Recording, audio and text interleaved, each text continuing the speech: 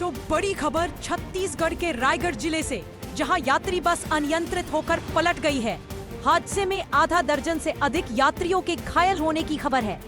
बता दें कि यात्रियों से भरी बस तोलमा से रायगढ़ जा रही थी। इसी दौरान हादसे का शिकार हो गई। मिलुपारा और कोरकेल गांवों के बीच रोड से अनियंत्रित होकर खेत में पलटी बस। घायलों को उपचार के लिए तमनार सामुदायिक स्वास्थ्य केंद्र भेजा गया। रायगढ़ के तमनार थाना क्षेत्र की है घटना।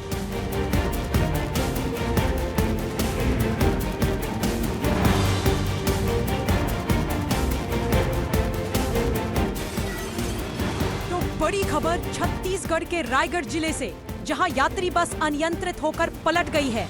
हादसे में आधा दर्जन से अधिक यात्रियों के घायल होने की खबर है। बता दें कि यात्रियों से भरी बस तोलमा से रायगढ़ जा रही थी। इसी दौरान हादसे का शिकार हो गई। मिलुपारा और कोरकेल गांवों के बीच रोड से अनियंत्रित होकर खेत में पलटी बस। घायलों को उपचार के लिए तमनार सामुदायिक स्वास्थ्य केंद्र भेजा गया।